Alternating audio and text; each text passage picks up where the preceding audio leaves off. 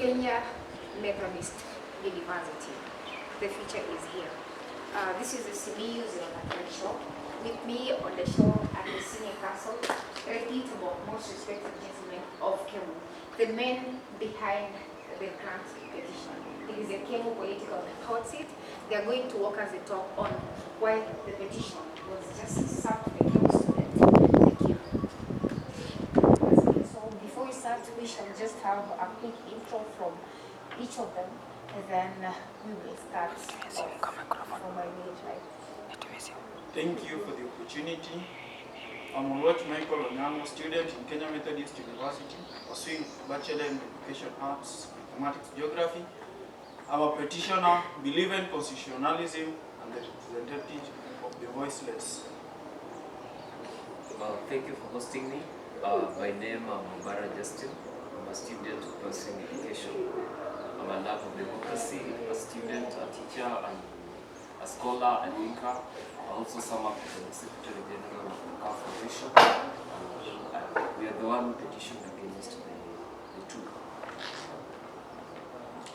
I'm a geek, Franklin Bobutino, a clinical medicine and surgery student, the Secretary General of the Clinical Medicine Students Association. I'm one of the petitioners who petitioned against this particular electoral malpractice, and I believe in constitutionalism. Thank you so much. To start with, why the petition? Why do you guys consider that the petition was necessary and was justice according to you served to the people of Kenya? From Mike. Okay, I think the petition was right and just, being that all the process didn't follow the constitution. I think for an election to be done in the correct and precise way, it must follow all the protocols required. And according to me and my fellow colleagues, we saw that there are some parts in the constitution that were ignored. So we had to follow up and ensure the best for the people. Why the petition?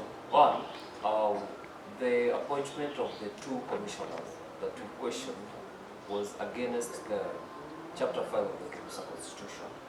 Two, the selection of the 3 delegates to vie as delegates was itself a contravention of the same Chapter 5 of the Kemu Constitution. I feel as a person, justice was served to the students of Kemu, and should anything like that happen again, we are ready for it. Yeah, this was justice served to the students. According to Chapter 3, Clause 1, Sub-Clause 4, it gives me that particular right. It's under the obligations. It gives me that particular right to question and seek clarity about the Kemusa activities. Elections being part of Kemusa activities, we questioned and realized that there were a lot of discrepancies that were being carried forth to have these particular elections done in a very wrongful manner. So in my honest opinion, it was the best. Actually, it was justice served at the right time. Thank you for that. Maybe in summary, could you just tell us on what you guys petition for clarity, apart from the petition clarity? Why did you petition against? The petition we filed was against 2 commissioners. There were 2 commissioners who were nominated unconstitutionally because the Constitution gives the right description of the person who should be suited in that particular office. According to the Constitution, it describes the right person who should be nominated in that, appointed rather, in that particular office. And it is limited to anybody who has got 3 semesters excluding internship. We realize that there is a commissioner who, as we are speaking, is in internship, meaning he never beat that particular requirement of 3 semesters. And the other commissioner did not, was just from attachment the other semester, so that means she has already beaten that factor of 3 semesters excluding internship. And number 2 petition was about the delegates. There were delegates who did not meet the requirements. One of the requirements is that you should not be in arrears. We realized that there are 3 delegates, the 3 known. Already those were the known. We don't know about the unknown. The 3 known had the question of arrears. We realized that there was one who went 21,600. There was another one who was cleared with a balance of 9,000. There was another one who was cleared with a balance of 12,400. That's why we felt that like there are people who've been honestly denied that particular opportunity to go and contest, yet these ones were being given that particular opportunity. It was very unfair, and that's why we took that petition. Monabara, do you think that this was the effect of the system, Dipset, in few words, do you think that the incumbent leaders, or the incumbent leaders, starting from the chairperson, Wana Abde, do you think they were involved in this? The incumbents greatly were involved in the selection of the panel that was used to select, so to interview the commissioners. To start with, Abdi, constitutionally, the office of the Dean of Students, with the chairman of the Kenya Student Association, are responsible for that interviewing panel that selects the commissioners. So, I feel as a person that the incumbent led by Abdi participated in one way or the other in the selection and of the two commissioners that were questioned. Yeah. Do you think that this is a system or Dipset, as people say, as a corporate say? I won't term it as so, because every person has a right to support whoever he wants. Even Uhuru Kenyatta, our president, he has a choice to support whoever he wants. That is Raila Odinga, is supporting Raila Odinga.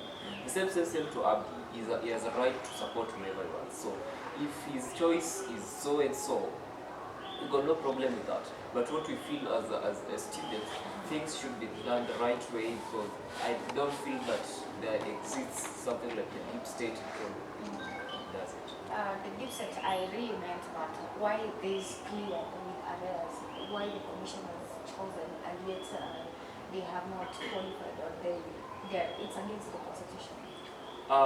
When we went to the office of the Dean of Students, Abdi was there. The reason why, okay, to answer your question, I think Abdi was protecting the 3 delegates that we questioned. On matters that, why did we just question the 3 delegates and not any other delegate? The 3 delegates are allied to their side, the side that he is supporting right now. The delegates that we never questioned who had cleared the field are also allied to this other camp. So I feel that Abdi felt like we are attacking his team, and so he had to protect them. Did you guys work as a coalition in making the petition a success, in writing the petition to the school administration? And if it was a coalition, why? Yeah, we worked as a coalition to ensure that we bring out the ideas that we want to be solved. You know, you can't achieve something without getting the views of each and every person. Us as the 3 colleagues, we sat down, looked at the loopholes that were there, and we saw that when I bring my ideas, Agik brings his ideas, and Justin also brings ideas, we'll get a point to start off, and we'll get some solutions to handle. Agik, will you please explain to the audience, the Kemu complaints on the process of the petition, from which office will you go, how was it received, and to the final point? Constitutionally, anything about petition and appeals begins from the office of the dean, whereby when it is turned down, you move to the next office, which is the DVCs. And in the case of election, you must start from the SEC office, moving forward. So when we first took our petition, which was against the SEC, we could not refute or raise claims against SEC, then we give that particular petition to SEC themselves. We began by addressing our petition and taking it to the dean's office so that these commissioners can be brought in question. After that, it was unsuccessful because we were being tied down to burden of proof, which we had, but we could not substantiate our proof. Then, to that point, we did not get the right proof yet, until days later when we got the proof. And when it was turned down, we had no option to still continue working on this particular evidence. Number 2, we took a petition against the 2 commissioners, which we forwarded to the SEC as the protocol describes. We took it to SEC, and because it was a SEC full of mischief, they decided to decline our evidence. And that's why we took it to the dean. And when we realized the dean is also speaking the same language with the SEC, we decided to take it much further to the DVC's office, and that is where justice was served. Alright, thank you for the well-explained process on how the petition came to a success. Do you guys feel that there was some intimidations to petitioning the whole process? Do you think that there were some intimidations from the student leaders and maybe the administration? Personally, I'll say that when you were producing when you submitted the petition, there was an issue with to provide an evidence for whatever allegations that you had. So personally, I feel the incumbent, led by Abby, was against the whole thing, the whole petition, because they wanted us to produce whatever, like the case of the 3 delegates. Gave them the statements that we had, and they're actually telling us where did we produce the evidence from, of which the burden of proof lies with the petitioner, the one who alleges that this or this is not correct. So I think, on my opinion, I think Abdi gave me some hard time because he wanted me to approve, to maybe substantiate the source of my evidence, then later tries to bring up charges against me that I went against the university code of conduct. When you watched the sentence, do you think you got any intimidations from the incoming student leaders, or maybe perhaps the administration? Yeah, quite sure intimidations were there. You find someone coming into your inbox unknowingly, without permission, telling you that you have lighted a fire that won't burn for long. And I keep on asking myself, if I'm doing the right thing for the comrades, why should I not ignite the fire and let it burn? Yeah. Thank you for that. When I get from the same point, did you feel that there were intimidations to the process in you guys coalescing to making the petition successful? You know, by the mere fact that you are trying to defend or you are trying to stand against the move of this particular petition, already that's intimidation. Because whatever came from their mouth, whatever texts they were sending, because I had proofs of texts they were sending, trying to intimidate us. I know even in the national laws, it is punishable by law when you intimidate somebody. And so, in my opinion, I felt like they already realized that there's a truth that was unfolding, and their mischief will be exposed. So they were trying really to counterattack us, so that we could stop it at that point. Because I strongly believe if there is something that the DVC realized in this particular petition and served the justice, that is the same thing that the students did would have realized and served the justice. Why did we pass the dean's office up to the DVC's office? It means there was something which was already cooked and was being protected so that the people could not know. So in my opinion, there were intimidations. You guys, thank you so much for showing the confidence and going ahead so that you can defend the Constitution and the Constitution says. To that, it's credit to your end and congratulations for that. When I about the dean, how was the petition case in the office of the dean taken? And how will you rank in the office of the dean in taking the petition? I'll start with the first petition. We petitioned against the appointment of the two commissioners. First, I wrote to the office of the dean of students. Then I was called. She called me to prove that those two commissioners never had the 40 credit hours required. So I think the way she handled me was not right, because she kept saying that we have no evidence that those students have the 40 credit hours required. Coming to the case of the 3 delegates that questioned, I think the same thing happened. She wanted some proof that whatever allegations we had raised, that we provide an evidence, of which we had provided an evidence to the Student Electoral Commission. So the Student Electoral Commission dismissed our petition within 1 hour of filing it. So going to the Dean of Students' office, she wanted to kind of press charges that we had. There was an allegation they were saying that, was it impersonation? Yes. They were telling us of impersonation. Impersonation was pretending to be someone, yet you are so and so. When I went to the finance department, I went there as a petitioner, as a bar adjusting, I produced my student ID. So the office of the dean of students, I think, were against us. They never wanted the petition to send. When I look at the same point, on the same point, on how will you rank the weights that the petitioner is filed to the administration concerning the elections? How will you rank it when you guys placed it in the office of the dean? Brought it to the office of the dean? Rank it like how will the weight? Do you think it was rightfully happened? Yes, finally the verdict that was passed was the right move, because we had concrete evidence that it's only a madman that could refute and not make that particular petition, because we had evidence of these particular people. We had both written, unwritten, and we had verbal, all dimensions of evidence we had. That's why it was mandatory for it to be given its justice. How will you weight the petition in the office of the dean? Was it handled with the maximity that it required, or was it some unanimity? Okay, if I can talk more about the petition in the office of the dean, I can say that the dean must be liaised on the side of the students' council rather than on our side. Because if she would have been fair, she would have taken her time, looked at our petition keenly and deeply, and see the way that was inside it. Yeah.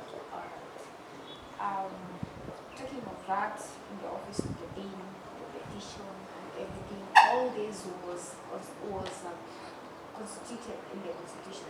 You were basing your evidence from the constitution against it. So, in your own words, how will you wish the constitution to be amended? Will you wish the constitution to be amended?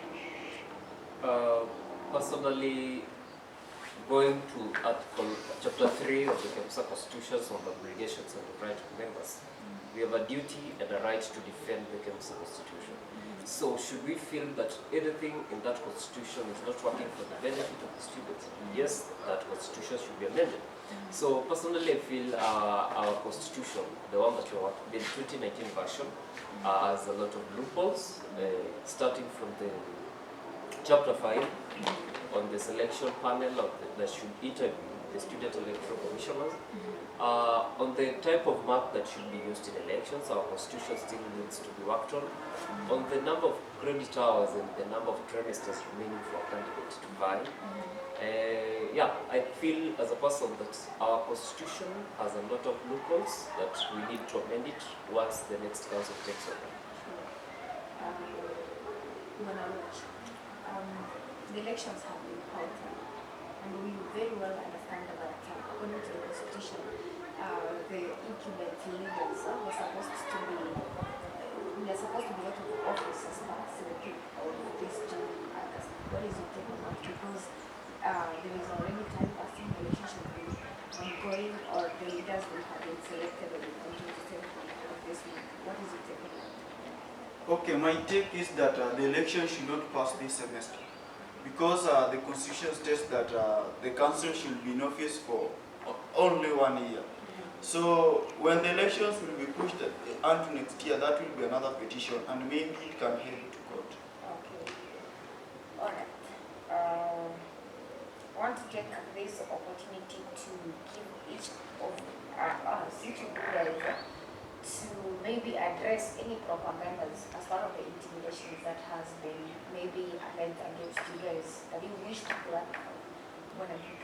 Okay, there are a lot of propaganda that flew during this particular process, and one of the things I would consider as a propaganda, if I am to run in line with whatever Justin was saying, that given an opportunity, would he consider amending the constitution? My answer would also be yes, because there are some hearsay. As we were speaking, I haven't registered for the semester, yeah. But they are propaganda that if you're not registered, despite the fact that our session reported, they are saying that you're not a KEMUSA member. I want to categorically say that not registering does not disqualify you from being a KEMUSA member. Because I cannot keep quiet when there are a lot of things which are going against the Constitution. That is under the chapter 3, clause section 1, subsection 4, clause 8. Gives me that particular obligation to protect and defend the Constitution. So should I keep quiet when the Constitution is being contravened? No. So, and the Constitution itself describes on a member who secedes from being a KEMUSA member. It hasn't captured anybody who hasn't registered. It only captures anybody, persons who have completed, persons who have been suspended, persons who have been expelled, and persons who have reasons, other reasons, but not registering. So it's a propaganda that when you've not registered for the session, you are not a KEMUSA member, so you should not take part in KEMUSA activities. I would like to decline on that one. Number 2, propaganda, they were saying, they are aligning us to one of the aspirants, and that the process of filing this particular petition is a sign of cowardice, that we are cowards and we have already sensed defeat, and that's why we are now delaying the process. That's not. The only thing we are advocating for is a playground. Let us meet, fight on a very fair ground. Personally, I think I didn't have much about the propaganda. The issue was the year that I joined the university. As we said earlier, actually joined maybe the earliest of three colleagues. So they were fighting me with that I joined early, I've not finished my studies. Why would I question someone who came ahead of me? You know, such a kind of things. And the suspension thing, we fought for the rights of students last year during the time when fees, the university increased the fees. The same people who were to defend us during the disciplinary committee are the same people who are fighting for the same thing that happened. So I think there was, and to my side, not that much. Okay, if I can talk more about the propaganda, I can say that I was told that I'm doing this thing in the influence of somebody that I've been paid to do so. I can clearly tell whoever is watching me that whoever is watching us, not particularly me, that I don't do things for the influence of a person. I don't also do it for my self-benefit. I do it for the benefit of the school, I do it for the benefit of the comrades. So whoever is spreading rumors that I was paid to do it, I wasn't paid by anybody, I didn't do it for the influence of anybody. But I think elections have been held. We understand that in no part of the Constitution that we have clarity on what makes supporting such a thing happens. What is your view and opinion on that? The good thing with the Constitution is that it solves a problem and gives a way forward. Our Constitution halted the process. But in the same Constitution, it gave a term of office for the outgoing council. The council took office on the 17th of June, 2021. And when it reached 17th June 2022, their term of office is done. So that one puts us to an obligation of organizing, particularly the dean, organizing and making sure that we have an election, because we cannot have people in the office, because right now we cannot regard them as the council. Even in as much as the KEMUSA is being governed, the supreme body that governs the students is the student council. We don't have it as we speak. We cannot be in that state of not having a council.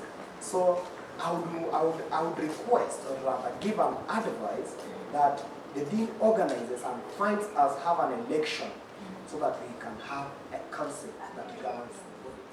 On the role of the incumbents, the role of the incumbent leaders, and in your own opinion, do you think that the administration has a stake in the university student leadership? I'll start with the student governing body, the outgoing chairman, that is Abdi Abdel. I think, in my opinion, he has had a effect in the process that we just nullified. Looking at the selection of the committee that was interviewed, Abdi was in charge, he was the chairman of that committee, so he influenced the outcome of that committee. So the outgoing student governing body influenced the SEC that were selected. Then coming to the school administration, I really doubt if there is any influence of student affairs, except the dean of students. Well, thank you for your opinion on that subject matter. Then I'll go to Monadik on the eligibility of the candidates. I mean, the council members. What do you think on them, especially on the aspirants? That is for Jonathan and for the. Do you think there is some eligibility and eligibility? What is your explanation for that? Okay, if I'm to respond to that particular question, based on the eligibility, Constitution describes the person who is eligible to go for a council seat. And looking at these two contestants, there is one whom there are hearsays, if not propaganda, that should not be contesting for this particular seat. Because the Constitution says you must have at least some credit hours. And here is a question where this particular candidate does not have this particular credit hour. So that will bring us to a subject of discussion whereby some of us or some of the interested parties might raise a concern of whether to challenge his candidature or not. You get it? Yeah, and if we talk about Jonathan, I think he's fully qualified and he has all the capabilities of becoming, for contesting that particular seat, unlike the other aspirant. What are your opinions on which? If I may respond to the question, I would say that I think there are only two aspirants in the position of SecGen and others in the position of the presidency. And when I talk of the SecGen, I can say that only, if I can say and if I can suggest, only one aspirant is qualified for the post. That is Jonathan Ricky, because he's adhering to the Constitution. Yeah. Do you have something to say on that? Basically, of the whole aspirant list, I think we have a question of the treasurer post. We have one aspirant of which we're not sure if he has qualified. Coming to the Secretary General position, we have two aspirants definitely, that is Fadhili Swale and Jonathan Oriki. For Swale, I really doubt he qualifies on matters to do with credit hour. I really doubt he has the 45 minimum credit hours required. So that is a matter that we will discuss with the team. Then, if we will bring the petition, we will be having that evidence because I know the challenges. Do you think the incumbent SG Bonafadili did defy intentionally so that he can get a chance in office, second chance in office? You remember last year when he was going for the first term as the Secretary General, he had defied intentionally. Because you remember when COVID came, it was the second year when he came and studied the semester, registering. It's alleged that he's registering 2-3 units of trimester. Then here comes a case where he defers so that he can be eligible to contest as a secretary general. So that way, for me, I feel, yeah, whatever he's doing is not right. And he's very selfish. Actually, that is being selfish because you are not giving other students the opportunity to also contest. Give them time. What do you say on that? Or if I may add on what my brothers are saying, I can say that yeah, he is deferring semesters for the anger of power. He is hungry for power. Yeah. Yeah. I want to give us the puzzle now that he is a reputable gentleman of Kemu, you know, where you go that his respect is commanded. And we know that in various forums, we understand that not everyone is your friend, and sometimes people try to defend you in several particular ways. I want to give us an opportunity to address even the propaganda that you ever had for clarity of students. I know where people are, you cannot miss or you cannot lack any other statements about you. And I know these one are only reiterated by these particular aspirants. They want to bring you into the bad image or the picture. All these are coming due to the pontification because of the political season. You get it? And this is just to my fellow comrades and students. We are of goodwill. We are only going for what is right for our students, and anybody who is against the students is the only person who comes up to brand people as bad and bring any other title to describe you in whatsoever evil way. Our role is just to ensure that the Constitution is respected and that the rule of law is followed and that each and every student or other comrade gets his own or her own right. Okay, to my side, I can say that after we did all that we were to do, I had so many challenges. I had people coming into my inbox telling me that you should know the history of how elections are done in Kemu. It's not done the way you are going to do it. But I told them that we don't do elections with history. We do elections constitutionally. And to me, I'm here to make sure that comrades' voice is heard and all the laws of the school are followed. I think I'm still the youngest out of the three. When I came here like 5 years ago, and we have had elections. This is not the first election I have. So when you have aspirants terming us as cowards, calling us cowards, because we petitioned against something that was wrong, that's something that we feel should it come from an aspirant actually who's going for the Secretary General position, and someone who is an outgoing president of the Kenya Methodist University student association. There have been some propagandas about you, that says that there's a certain leader that joked about your work issues, and he said that you are mainly interested in petitioning and doing that intentionally, in the extent that you're doing it as revenge because you were denied a chance in the Senate. Is it true? Not really, not at all. You know, if I was denied a chance and someone was given a chance and that person never qualified, why don't I question that? The same reason I was disqualified, the same reason that person was given that chance. The reason I was disqualified is because of credit hours. Credit hours, I had less than the minimum 40 credit hours required. So if someone is talking out to the world that, I'm preventing or what, no, I'm doing the right thing. I'm doing whatever the law stipulates. If you should shortlist students only who have 40 credit hours and above, why would you shortlist a student who has 6 credit hours? That is wrong. I'm not revenging, I'm doing the right thing. And as you say that you believe in the Constitution, I'm hoping that it is only protecting it. Sure. In this one of the challenges, I'll put it, not challenges as such, but I'll instead put it in question as to, did you ever get any intimidations from the incumbent student leaders who were in the petition phase? For my case, yes. I have an evidence, I have a recording.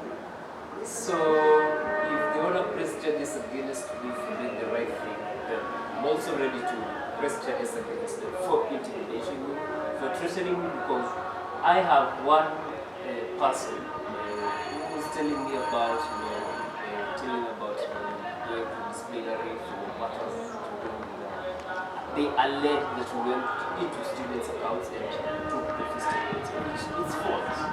So I feel there are more to come because it's not inevitable until it's over.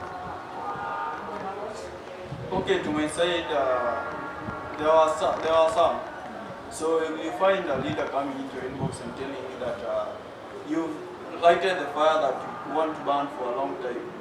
So I was asking myself, if I'm working for the comrades, I'm doing the right thing for the comrades, I'm following the Constitution and the handbook, why should I not ignite the fire and let it burn until it produces some sort of dust? Did you get any intimidations as you guys petition this petition to find justice for any student? Okay, I got intimidations. That was the moment I started raising this concern. Particularly, there is a time I sent a text in the Kemu chat zone that there are hearsays that 2 delegates will be vetted or rather nominated unconstitutionally. It was misinterpreted, and then they took it against me to threaten me that this one is inciting students, and that they will forward it to the dean, who will later forward it to disciplinary. I think by that he was just trying to intimidate me to play cool now about that particular case and drop it at that point. But because I'm unbreakable nut, I just moved forward with it, and that's where we are today. The same person is telling us about there's a rule in the student handbook, in the student handbook that says that impersonation is an offense that is chargeable in the university. My dictionary meaning of impersonation is actually pretending to be someone. So when we raised the petition and took it to finance for those terms, we never went there as so and so. We went there as a person, as Obara Justin, then presented our student IDs to the finance department with the petition, which was signed. So when someone alleges that we went into students' account and want to press charges against us, that's wrong. What will you tell the people that perhaps will have turned down the case of the petition due to intimidation? What are your views? What will you tell them? What is your advice to them? Okay, according to me, I would say that first and foremost, those who are turning down our petitions are those who are agreeing with the works of the council, which is against the students' council, which is against the handbook, and it's also against the constitution. I will tell them that they should hear the voice of the majority, not the voice of the minority. Yeah. When given a chance to be the president of this institution, what will you change? First of all, because the constitution is the law that governs a particular organization, if not a country or an institution, I would major on the constitution. As it is stipulated in chapter 7, I guess clause 2 or subsections 2, that a constitution is subject to amendment by the students. We raise concerns, then we amend by a 2/3 majority rule. Therefore, we can make this constitution to fit so that the institution can run without the constitutional loopholes. I guess the other here, when we were having issues, there are a lot of things that we suffered just because of these constitutional loopholes. Apart from that, apart from the constitution, what will you change as a president of Kenya? I would change the way the students interact with the administration. I would love it to be an administration friendly to the students and the comrades. I would like to change also the way, the perception that the student has towards this particular administration, so that we can have a friendly environment, so that we can have consultations with the administration, that for the sake of the students, and the students can also get free to interact with the administration. Barabara, should you be given a chance to be the Secretary General of this institution, what will you change? What will you do? Well, I was not expecting that ratio. One, as Agik has said, we go to office through the laws that we make. So basically, I'll actually have to deal with the student constitution. That actually, we should be number one for any student council member that wants to, when they get into office in July. Two, matters to do with the student and academics. You know, we've had cases of students maybe deferring semesters because of fees. You have students maybe missing exams because of fees. So the issue of fee will be another priority that if I was given that as a Secretary General and deal. And maybe lastly, the moment that we come in and you know, we've had issues with incompletes. When you come to Kemu, the issue of incomplete is kind of something that is wrong. So Agenda number 1, if I'm given that chance, is amendment of the Kemu Constitution, looking at the school fee policy, and lastly, checking on the policies. When I watch, having been in Kemu for almost 4 years, you've noted that the challenges that have been happening to the students of Kemu, and you being a great reputable student of Kemu, a person that knows the constitution inside out. What are some of the challenges that you wish to be incorporated, and maybe what can be improved? Quite well, the challenges the students face are very many. So I'll only mention a few. First and foremost, I'll start with the issue of school fees. Okay, when I came here, I heard more about students working while they are learning, but nowadays it is not there. Through that, they can get a token, and they are not paid that money directly. That money goes to the school fees. But at the moment, as we speak, it is not there. Another thing that I can add on, there was this Kemuda scholarship. Yeah, the Kemuda scholarship nowadays, if you apply, you are told go and pick it to the coach. So I don't know the procedure that we should follow for us to make sure that we have the Kemuda scholarship. Because the Kemuda scholarship should help those who are unable to raise their school fees at the time that it is needed. Okay, if I may add on the issue of the soldiers and the security officers at the gate. The security officers are really disturbing the students, if I can say. The issue of showing ID every now and then. I'm not sure if a student who is not from Kemu can wake up very early in the morning and come to this school at 7. So if they want it to be good, they could put their fingerprint. You go there, you press, then enter the school. Because a thief cannot enter this school at 7. Yeah, claiming to be a student. Okay. When I geek, Robert Alai is one of the greatest bloggers of the country, and he is greatly respected for his content. Recently, he accused Kemu of being one of the university that gives fake degrees. What is your comment on that? Okay.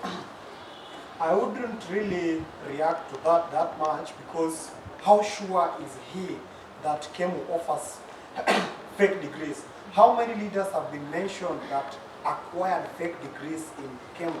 I know he used an example of Mike Sonko. I don't think if it's easy for you just to come inside this institution, walk inside the library and take photos in the library without you being acknowledged, or rather being given that permission by the school. So I cannot really substantiate or validate the statements of a lie. He's a blogger, and maybe it's just clout chasing. It might be cloud chasing, but at the end of the day, our institutional reputation is being good. You, as great leaders, maybe next MPs, next governors of our great country, what can you do now that you're in school and you have that great opportunity to air your view? Maybe the administration will be watching this. They might borrow your advice. You never know. I think on that question of fake degrees, as the geek has said, Alai was referring to Mike Sonko.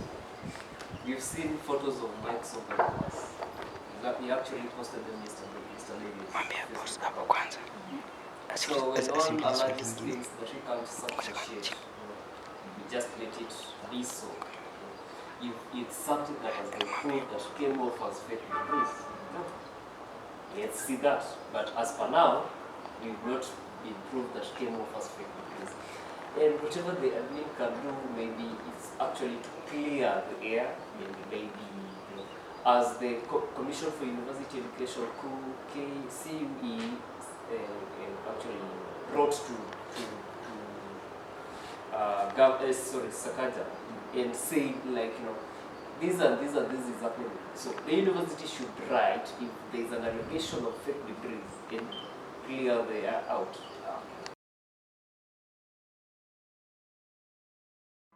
On watch, what is your view on Mr. and Ms. Kemu events since you've been here in Kemu and given a chance to becoming a leader? What will you do about it? Okay, according to me, the Mr. and Mrs. Kemu was not done the way I expected it. The weight that was put on it wasn't the weight that I expected. In the categories, there were some shortlists that were done. And I expected to see Nyama Choma, in fact, yes. Because it was written there that there will be Nyama Choma. I didn't see it, I don't know where that money went. Another thing, the MCs that were brought, I don't think if the MCs that were brought want the MCs to be performing in an event like that. Yeah. To me, I know that the money wasn't exercised fully. What is your view and opinion on Mr. Kemu event? Okay, Mr. and Ms. Kemu wasn't to our expectation. And the blame is to be placed on the council. And if I was to say, then I would say the council are using these events to reward their political loyalists. For instance, I'll be very honest, somebody like Naomi didn't deserve to win. Because we were there, we saw everything, we saw it. I'm not a judge personally, I don't know whatever was in the score sheet that they were checking, but even somebody who does not know how to mark it would just tell that there was some favoritism there. We know very well this is something that was planned to be awarded because of being politically loyal, and even the commission was being awarded to those people who are politically loyal to them. So that's why I'm saying Mr. and Ms. Kemu should be an event to raise talents, should be an event to give other people a chance to raise their talents, not just something to go and diminish others and give others the chances just because they are politically loyal people. So if I were to be given that particular chance, I would consider it and check, because Mr. and Ms. Kemu, that is not a light title when you are given, but it is a good title when you are given in a very honest and a transparent manner. Yes. Oh, so according to what you're saying, do you mean that the results, the winning results are predetermined before the event? Exactly. The results normally are predetermined before the event. Buena Amara, if you are Basically what I'll say on the Mr. and Ms. Kemu events, we have had a number of them, almost in every trimester. And this has not been the trend over the last maybe 3 or 4 years back. It's something that came with this council, the council that is led by us. So, concerning the just concluded Mr. and Ms. Kemu event, I really have no comments as for now because there's something we're working on.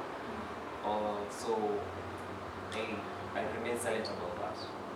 But the council should get different activities to be done rather than having Mr. and Ms. Kemu events each and every trimester. Mwanagika, in a lineup of 1 to 5, how will you rank the council, the incumbents leadership for the council, student council? I would rank the council to have scored 3 out of 10. Actually 2 out of 10. Because they are not all round. We haven't seen anything that they've done to raise the talents of our students. We haven't seen anything that they've done to propagate the academics of our students. Like for instance, I expected that something like this particular event would have been done to some standards so that we raise our comrades to and expose them to the outside environment.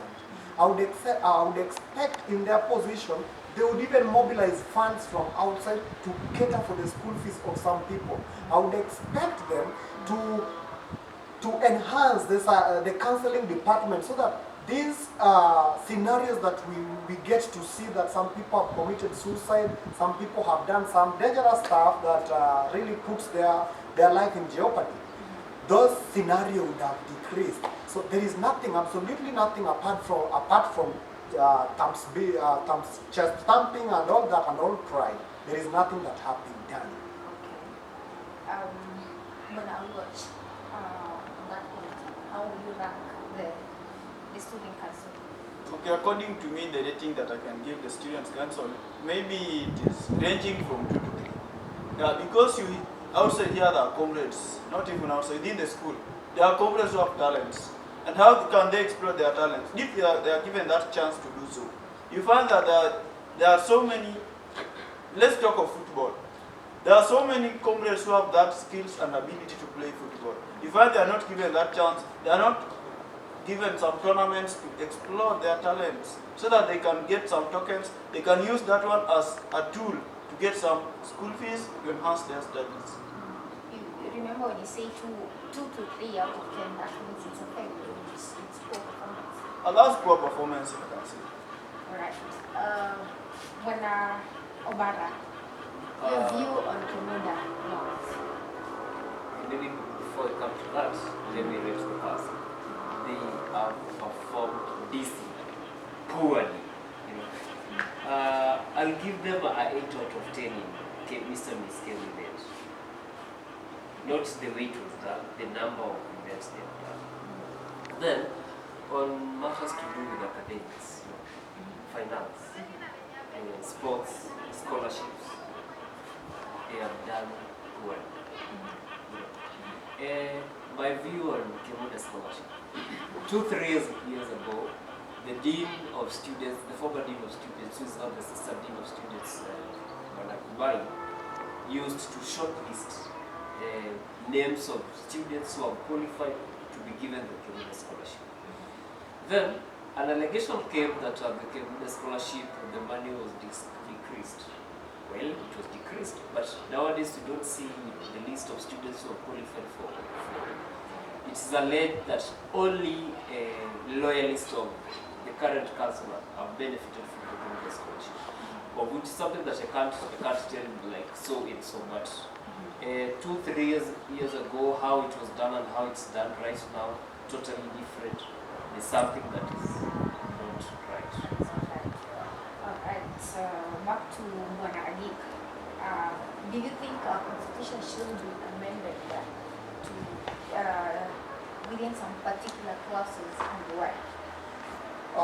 Just to begin with that particular question, up to this day I'm still a disappointed student because I can't actually remember the date that we had a meeting just to recommend some amendments for the constitution because our constitution isn't that perfect yet.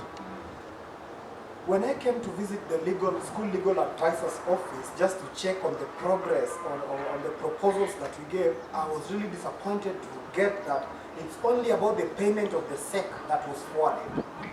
Students gave and aired very many recommendations and proposals about the constitution, particularly chapter 5 has got a lot of loopholes because when you look at chapter 5, 5, 6, that is why it talks about the marking, the type of a mark we should use when ticking that particular ballot paper. It isn't that clear. The constitution only recognizes a tick, but to realize where an X has been made, the constitution does not give further advice whether to validate or to invalidate this particular vote. Look at the SEC. The constitution hasn't given us a guide whether any commissioner who has been found of mischief, what is the way forward? It hasn't explained. Should we remove him or should we retain him? Or what are some of the disciplinary actions that can be taken against them?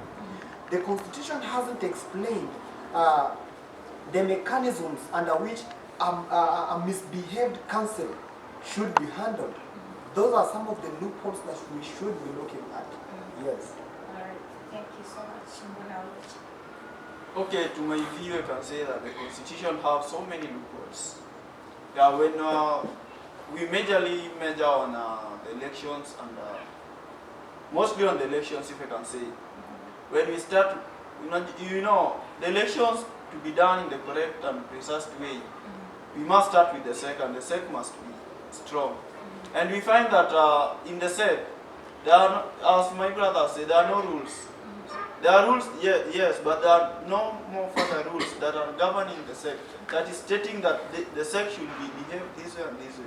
The SEC should not do this and this. You know, they overdo. They go ahead doing what is against the constitution because they are free. They are not given that. I can say they are not given that target to reach. Oh. Yeah.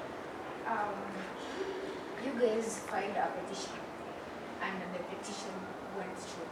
What are your reactions on the results, on the decision that the administration took? I'm really happy. I'm a happy and a proud student as one of the petitioners who took to it and sought to see that the law has been followed. And when the VC when the DVC merited our petition, I was really happy.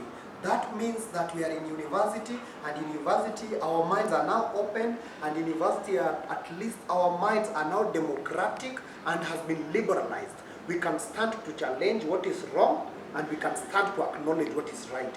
When we think that it is wrong, we follow constitutional means, and that will bring some hope that in future, if there is something that we feel has been done and is in some way infringing some of our rights, we will still have to follow that particular process. So for me, I'm really proud and very happy for that particular verdict. So according to your opinion, justice was done to the student account? Justice was really served.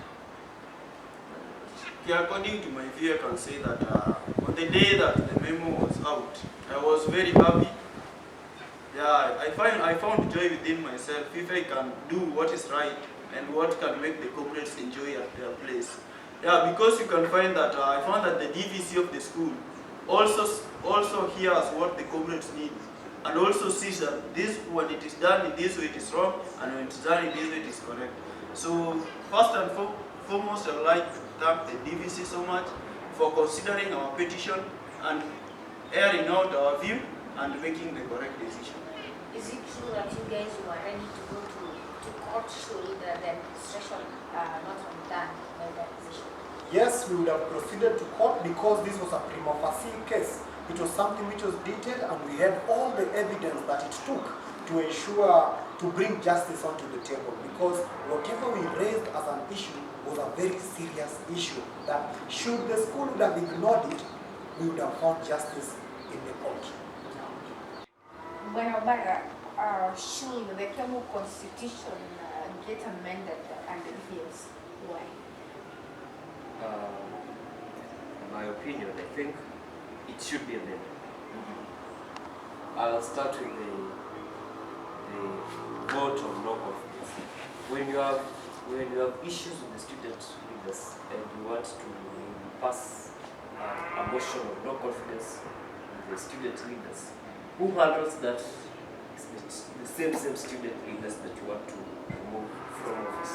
So I think our constitution does not stipulate a way that if you have an impeachment motion, how it should be done, because basically it tells us that you should table it during the SGM, of which the same SGM that we usually attend is the same student leaders who chair the meeting.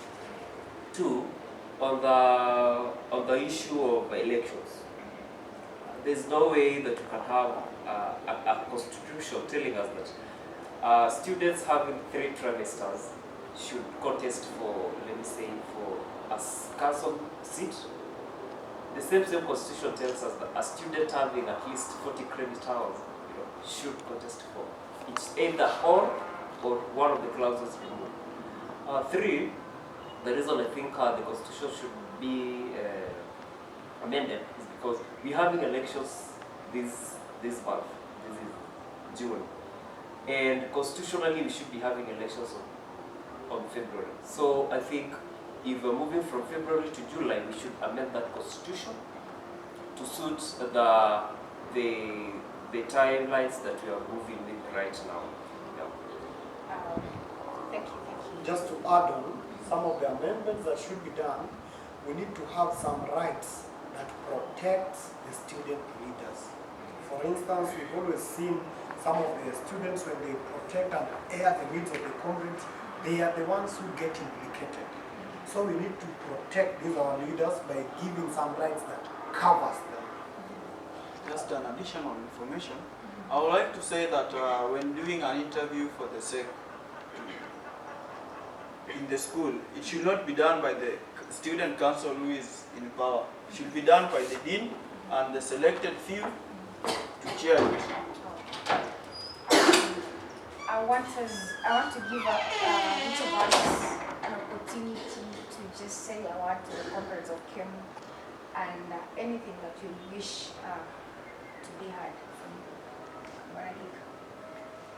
I would like to thank all the Kemu comrades for cooperating with us.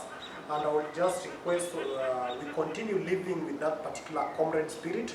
Let us continue loving one another. Let us continue following and obeying the Constitution.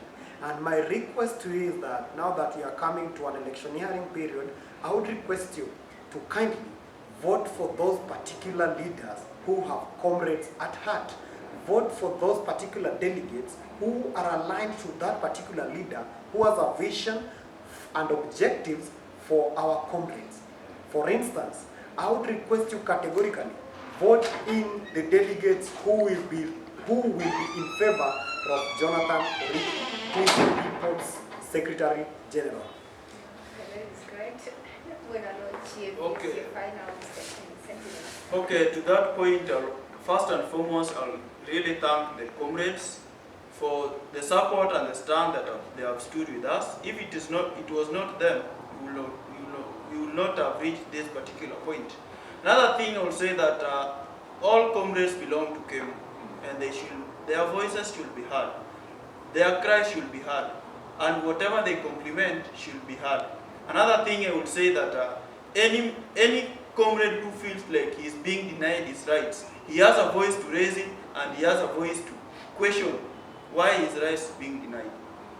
And if I can add on, I can say that it is an electioneering period. Yeah. And what I can say that for you to get a good leader, it starts with the delegates. So all comrades should come out, vote for the right delegates, and when the delegates are voted for, let not money make you elect the bad leader. Elect a leader who is at heart with comrades, who hears the rights of comrades, and who is ready to work for the comrades. All right. Buenabana, your final sentiments to the people, to our audience. To those who are watching us from wherever part of this country, the students of Kemu, I love this one for you. We petitioned as a team, and the outcome of that petition was given by the Office of the Deputy Vice Chancellor.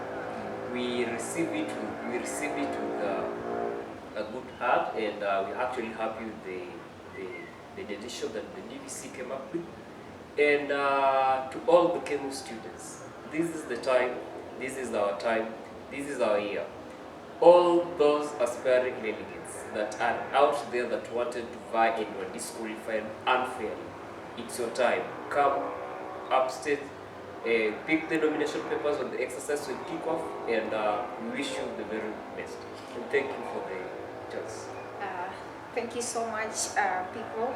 I have hosted the Senior Council, the Kemu Comrades, we call them that way.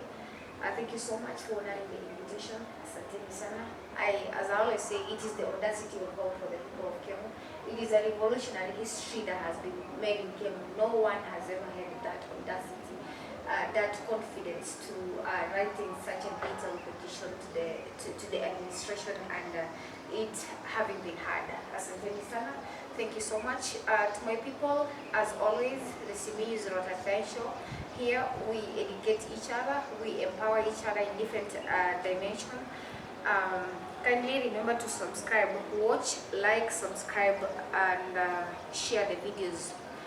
Thank you so much.